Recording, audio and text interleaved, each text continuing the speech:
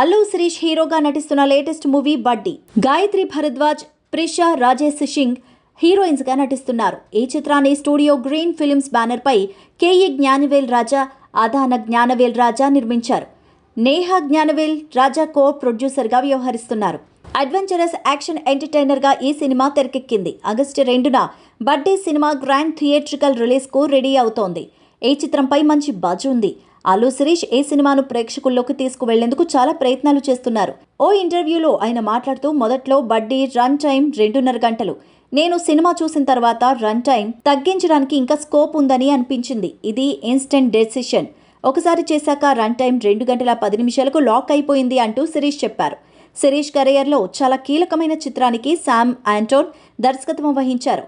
ఈ చిత్రం ఎంతైనా క్లిక్ కావాలి. మరియు శిరీష్ తన కెరీర్లో ఇంకా సరైన హిట్ సాధించలేదు. ఈ చిత్రంపై ప్రేక్షకుల్లో ఆసక్తి నెలకొంది. ఈ చిత్రం టికెట్ రేట్లను తగ్గిస్తున్నట్లు మేకర్ సోమవారం ప్రకటించారు. సింగిల్ స్క్రీన్లో బాల్కనీ ₹99, మల్టీప్లెక్స్లో ₹125 మాత్రమే టికెట్స్ ఉంటాయన్నారు. మరింత మంది ప్రేక్షకులకు చేరువ కావడానికి ఈ ప్రయత్నమని నిర్మాతలు చెప్పారు. అజ్మల్ అమీర్, ముఖేష్ కుమార్, అలీ తదితరులు ఇతర పాత్రలు పోషించిన ఈ చిత్రానికి కెమెరా కృష్ణన్ వసంత్, సంగీతం హిప్ హాప్ తమిళ అందించారు.